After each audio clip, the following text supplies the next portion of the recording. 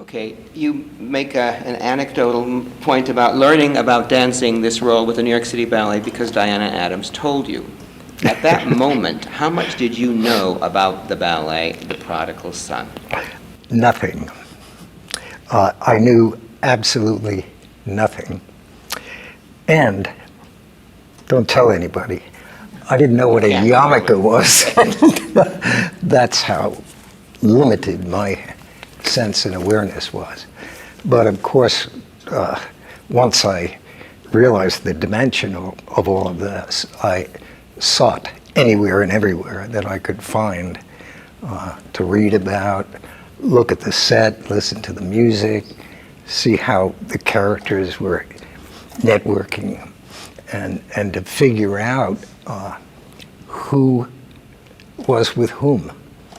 For instance, when I stage this in other areas, it's rare that anybody knows that the two servants are in cahoots with the siren. So that in itself gives another sort of weight to something that people are unaware of. And it brings a certain clarity. And this you gleaned from understanding the ballet or from reading about it in biblical sources or whatever? Mostly on my own. I mean, I'm not a great researcher, but I listened an awful lot, and I watched an awful lot. And to whom did you listen? Balanchine. And, you know, Balanchine was such an abstract man, but he would say 3 or 4 things, and you either got it or you didn't. And just a few words would illuminate or not. And that was the point. The other thing was I somehow was blessed with a kind of a physical understanding. I had instincts, and I was very comfortable trusting my instincts.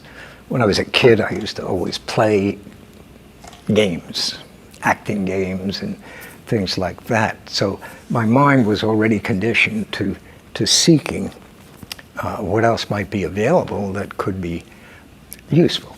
I'm sure you were told when you made your research that it was first done in 1950, and it was done for Jerome Robbins and Maria Tallchief. And at that time, do you have any idea what motivated Balanchine to stage it then? Strangely enough, Kirstein's memoirs don't say we had to do this. So did you ever have an understanding why Prodigal Son in 1950? No, not at all. But when I first worked with him, Balanchine, that hour and a half, whatever it was, he said to me, okay, this is the last time I stage it. You're staging it from now on. Right.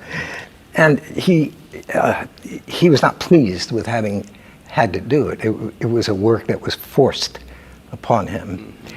And he had a controversy with Prokofiev. Mm-hmm. So he was not pleased about the work. And he didn't want to deal with it. However, it was very complicated at that time because the ballet mistress Vita Brown, right. and that was the first ballet mistress I'd ever worked with, and she left. And then Balanchine wanted to do this, bless his heart, for me, and no one remembered it. So they got Vita in, and she started working on it. And of course, that kind of left me in a certain limbo because she had to work so carefully with the core people. So I was literally left on my own. Now, you brought up what you didn't know. For example, you said the yarmulke. Let's talk about the designs for a while. Wasn't there a time when the Prodigal actually had a yarmulke and took it and threw it off? Yes. Does he not now? Was it in? He does not now. No. Okay. So in your staging, that happened in your time? Yeah. Always? Always. What about the change in your own costume? Because Rouault's design as we know it from historical pictures, which you may or may not have looked at, and from Robin's production is different from what you wore. Who is responsible for your costume, that open vest and Esteban Francis? Yes. Yes. But was Karinska also involved? She probably built it. I'm sure she built it. And was there a sense when it was being done, we're making a special costume just for you? I believe so, because I still have it. Okay. Yes, there is a line in some of the people who watched the company earlier than me that said Karinska was in love with you, so she always wanted to dress you specially. She was absolutely wonderful to me, and she gave me some designs from her original designs from A Midsummer's Night Dream. Yeah, that's the costume everybody says could show how much she loved you. Oh. Yes. Okay, let's go to This Is Now Your Ballet. So it's been set by Balanchine. We'll talk about how little or how much initially. But now that it's your ballet, how many times have you been called on to stage it? Half a dozen times. And how early in your career did that happen? Probably fairly early on. Was Balanchine still alive then? Yes, Yes. yes. Because it was your ballet, he had no objection to your staging it. I was very clear I did not want to stage it. Because that takes a great deal of time, and you're in front of videos and all of that. And I felt that my contribution really would be far better if I brought the detail to it. And every time I have attempted to go and coach it, there are huge holes in it. And Are they consistent holes, or are they different per production? both. Both. It's amazing how things now are passed on. And I'm beginning to play with another book. And I really would like to talk about the wonder of that second golden age in the previous century. There was Diaghilev and then Balanchine. And what he was providing was so far beyond what we had seen before. And now one would think that, wow, we're here. And everybody would know the intimacies of these works. It's not there. It's not there. There's a focus on technique, and the technique is brilliant. But what is behind the smile? Very little. So you get wonderful technique, but not too much full internal understanding of the various points of departure within a work. And especially in the abstract works, not too many people know who their character is in abstract work. And so would you say it's easier, maybe not easier, but more direct, say, to coach something like The Prodigal Son than to coach one of the abstract works? Or it's just different? it's just different. The important thing is understanding with information, and to respect what those wonderful people had provided us with. But it's so human. Ballets dissipate all the time. And what goes first? The details. Some of the actual choreography for the opening scene, let's say the jumps and the turns, were made in a way with your talent in mind and maybe upgraded for your talent. Can you talk about what you think was yours alone when you were being shown, however briefly, The Prodigal Son's entrance, let's say? Well, he just said to me, and of course I didn't know those variations, but he said, "You are en l'air." And some of the people who have danced it before are parterre. So we're going to make something en l'air for you. I said, great, terrific. Now, I know that you were told not to go talk to Francisco Monsignor or not probably I suppose Jerome Robbins, but did you get any sense that when they did it, it was more terre-à-terre than what you were doing? Or? I assumed it was, or else I don't think Mr. B would have mentioned that. And so far as what you said you would read, or you were moved to read when you knew you got this part, do you encourage the people you're working on the casting of to read? Totally, completely. Yes. I mean, more is more. For me, when I was working in Miami, everybody knew what I knew. That's passing it on. To hold anything back, to me, is not passing it on. And I think when people have an internal understanding of what the work is, they certainly understand it better. But they also have a terrific sense of each other. They're very aware of the networkings, very aware of those relationships, very aware of subplot or whatever. So there are a series of dimensions. And so for me, it was gaining information that I could add to a certain technical ability that I had. And in the very beginning, I was trying to suggest to Daniel that there are two approaches to those similar variations in the beginning. One, he's dealing with his sisters and he's all excited and I'm getting out of here. Then the father comes, hey, get over here. And now he's resentful. So there has to be a different dimension to that second variation. And you could see how it all leads. And the whole thing is just a build. Everything is a build. And do you encourage only source material reading or commentary? Do you say, go read what so-and-so said about the ballet, or just read about the story of the ballet? No. No. You don't trust we commentators? No, I mostly trust The Bible. No, I trusted Balanchine. Mm-hmm.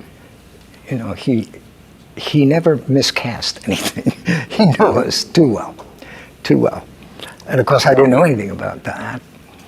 And he told me once, he said, you know, some critics were coming to me and say, what are you using Villella for? He's just a kid, has no experience.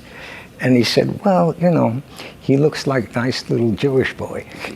And that was enough. I don't have to explain anymore. He looks fine. He looks the part. Yeah.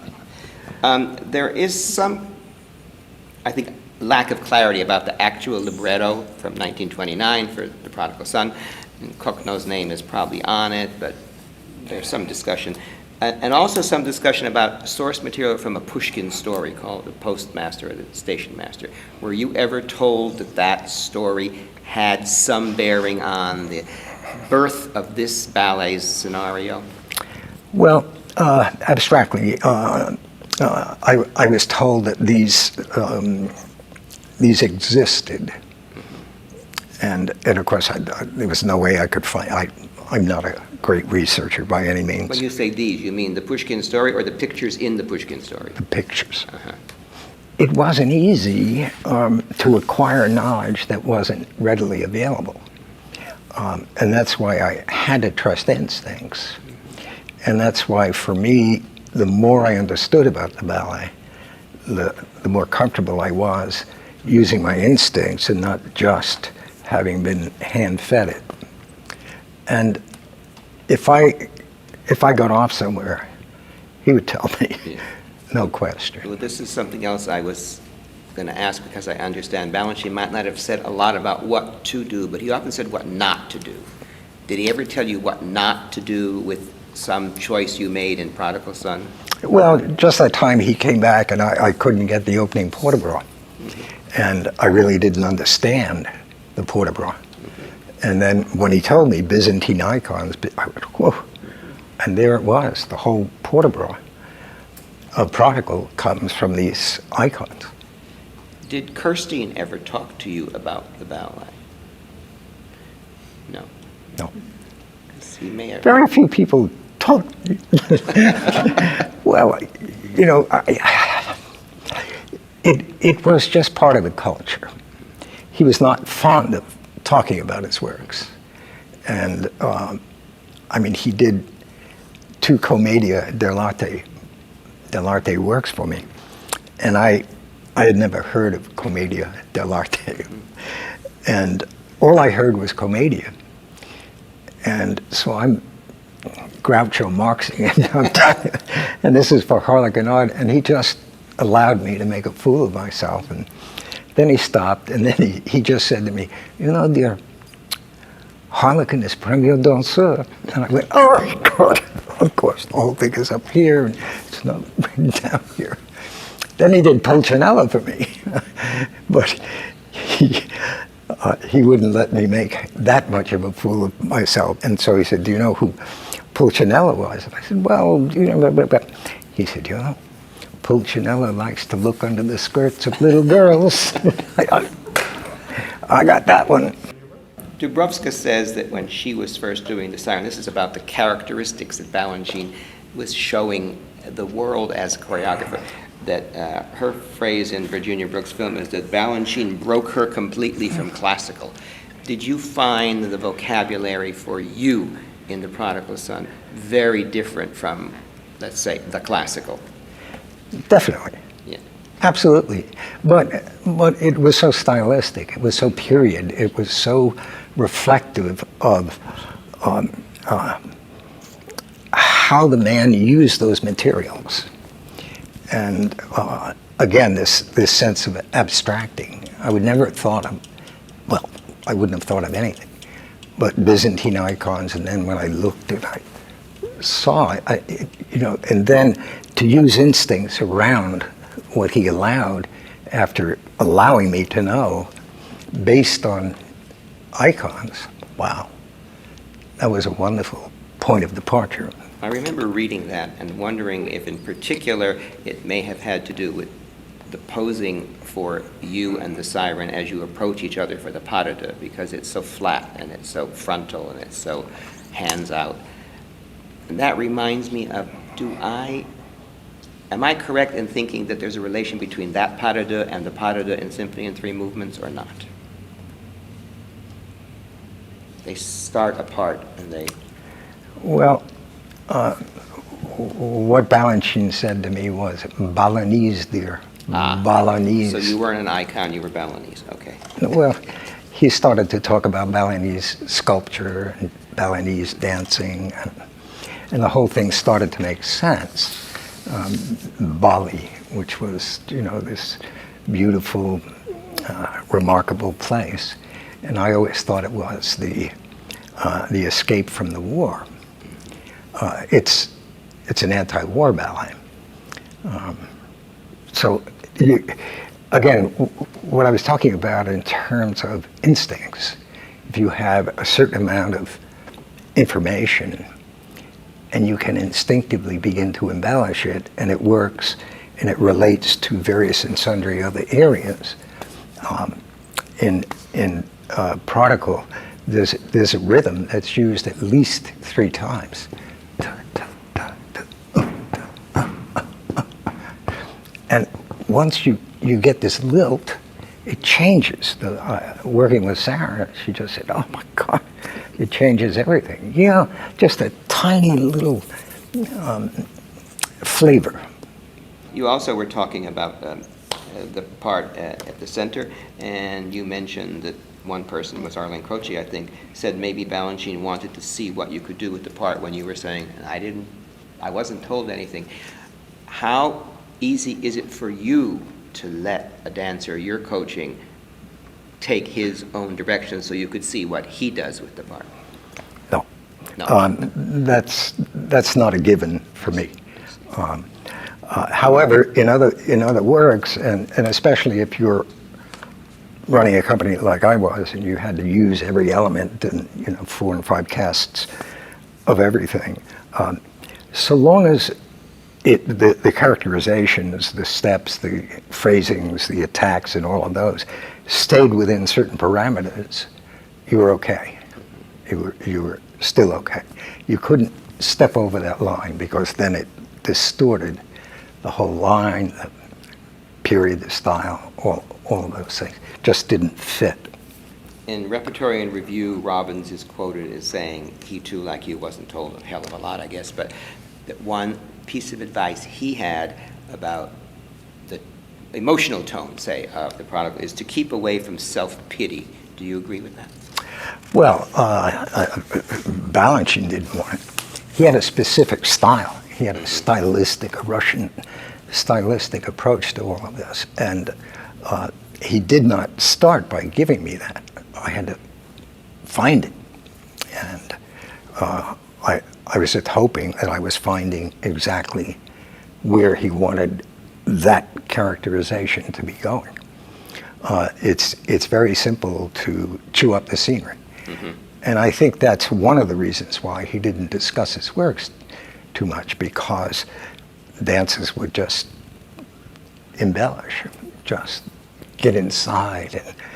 And the worst thing to do in a Balanchine ballet is act, because the act of acting is not to act, it's to be. So you should have this sense of it, this awareness of it, so you are no longer thinking.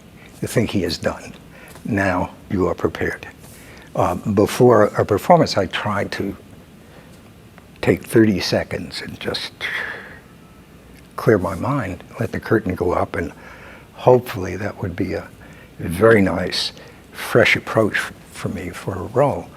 So he didn't get stuck in things and just, I learned so much about that ballet on stage because I began to see how it was relating. All of it was related and networked. And in your time of dancing it, were you the only one who danced it? Basically. Were extensive rehearsals probably called for when you had to change sirens because it would be so physically maybe different? No, listen, I once, in a week, danced five Tchaikovsky pas de deux in a week with 5 different ballerinas. So you were used to changing horses. Well, that's what it was. You didn't team up. It seemed like we did. I danced an awful lot with Patty, but I also danced with Violette and Allegra and Melissa and Kay Mazo, and but that was the nature of it. When I joined the New York City Ballet way back in '57, there were 44 dancers. So you had to cross everywhere. And you needed to be prepared. You need to be ready. And let's go to the music maybe a little more specifically. I think it's pretty well known that Balanchine didn't think a lot of Mr. Prokofiev. Did he ever speak about him to you? Yes. And how good was that? Not so great.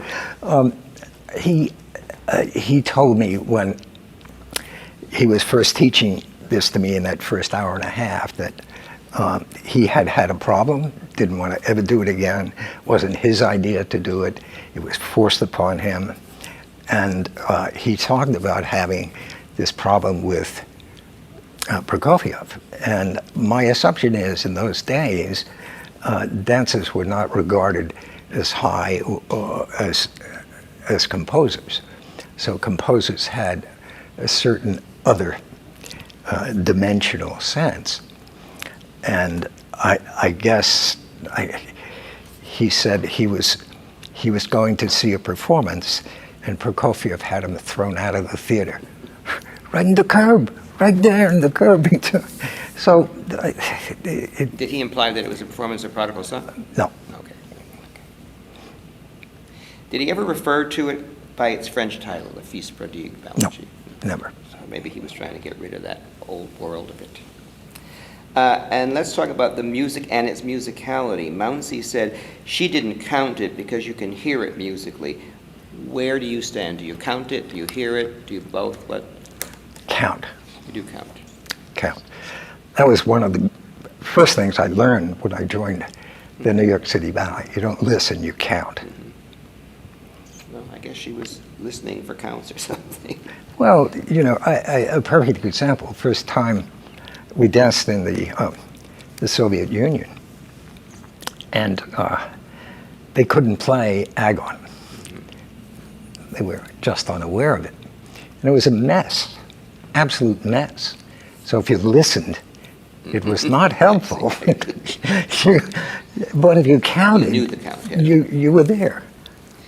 Now, do you remember when you had somebody do the prodigal? Did anybody do the prodigal while you were still in the company?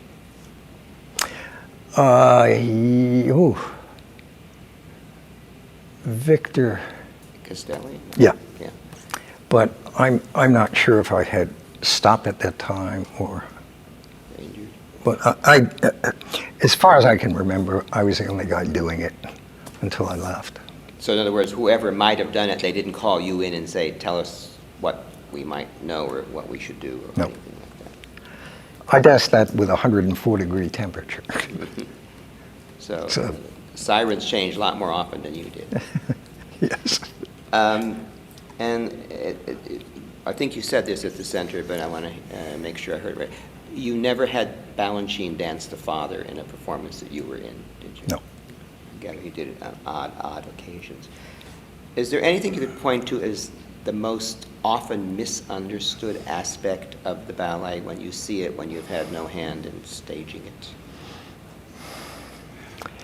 Well, there are lots of things. I mean, truly lots of things. I mean, just this, ta-ta-tum. Very few people know how to do that. Now, is that the dance with All of the boys, the goons. Yeah. First of all, most dance it straight up, or almost straight up, and it's really goons, protoplasm, as he referred to them. So again, just that step alone, I believe, is critical to the ballet because it's a very stylistic, very inventive in terms of relation to that piece and the score. So not to be able to do that doesn't help. I mean, for instance, there's a step in Tarantella. Ta-ta, ta-ta. It's a jazz step, and who would think? But his inspiration came from everywhere. Talking to him, the only time I ever had a real lengthy discussion with him was about Apollo. And he asked me to go and learn it. I went and I learned it because he said I had potential in it. I came, I showed it to him. He said, no, it's not Apollo. I said, steps and counts. No. Poetry in your gesture. And then he said, I will dance it for you. Fully clothed, double-breasted suit, loafers, cowboy tie. And he dances this thing for me. I went, God. Now I knew what I didn't know, but I didn't know how I would find out what I didn't know. And he must have seen that look on my face. And then after he finished dancing it, he started to talk about it.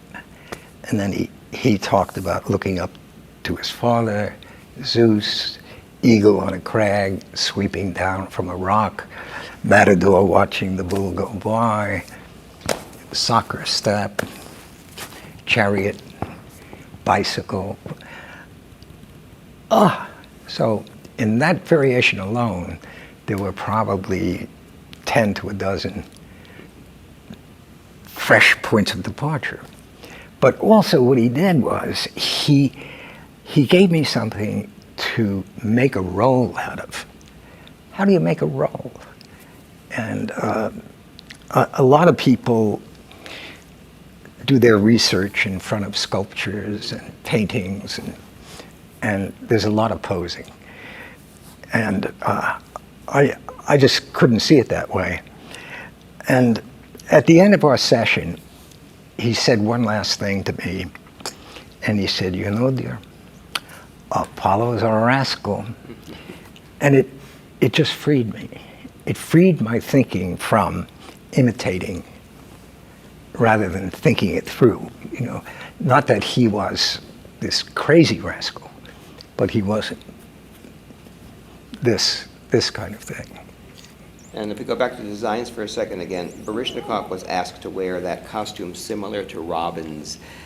Did you ever wish you wore that costume? Many people disliked it. Did you have any opinion of it with the white knickers? I'm happy I had what I had. Did you ever coach Baryshnikov in this role? Actually, no. Almost every other role, Holocaust, Oberon, Tarantella. While he was at City Ballet, or after? When he came, after I left, Right. he came. And you were brought in because he asked you, or? No. Everything went through Mr. B. Please. So he approved it. Well, that was something because he knew you'd probably talk it up, right?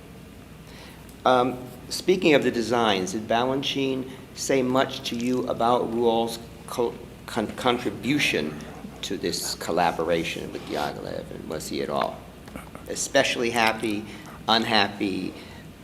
Did he have anything to say about it? Yeah, he had to say that they had to lock Ruolt in a room to finish the costume designs, and the rest of it because I guess he had his own time frame to get all of these things done, and so they even, according to Mr. B, they sent up food. So he was Set the drawings under the door. Well, is there anything that we haven't covered that you would like to make sure gets on the record before we say good afternoon? I do whatever it is I can do. I wish to bring what my knowledge of these things was. And if he didn't do a ballet on me, but I was brought into a ballet to dance, I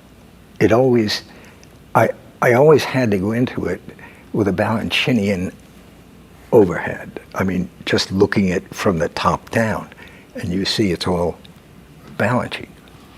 And when I did that, I couldn't necessarily tell you what it exactly might be, but I could tell you when it was wrong. Thank you. Pleasure.